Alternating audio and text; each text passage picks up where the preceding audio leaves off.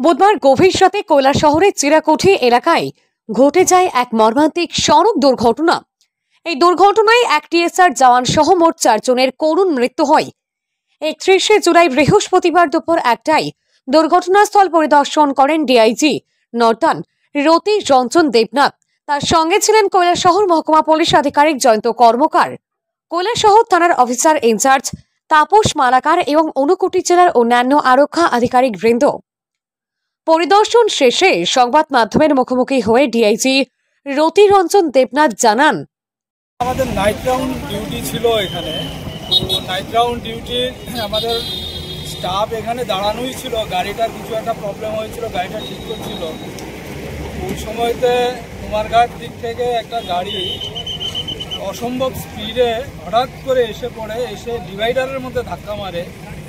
তো যারা এখানে ডিউটিতে ছিল তাদের একজনকে ড্যাশ মারে, ডাইরেক্টলি হিট করে।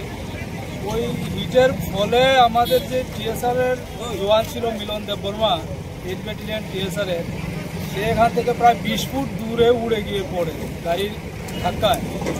আর গাড়িটা ডিভাইডারে লাগার পরে একদম ফ্লাইং করে গিয়ে ওই পাশের ড্রেনের মধ্যে গিয়ে পড়েছে, যেটা প্রায় 40 থেকে 50 ফুট হবে।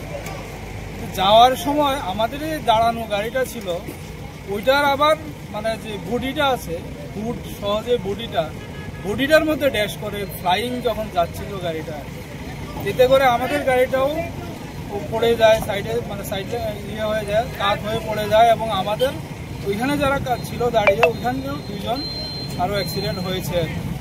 তো পরবর্তী সময় আমাদের সমস্ত officer, deputy commandant 8 battalion TSR, আমাদের ওসি, এইচডিপিও, আদার অফিসার সবাই ভিজিট করেছে। আজকে আমিও এলাম এখানে ভিজিট করতে, দেখতে।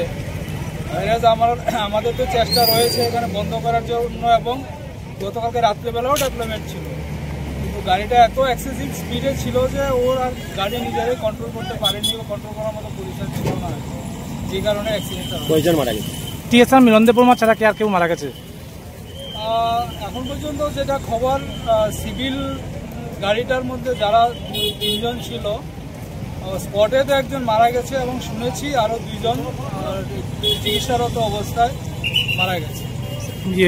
যে টিএসআর জওয়ানকে আগরতলা রেফার করা হয়েছে, ওনার অবস্থান কীরকম?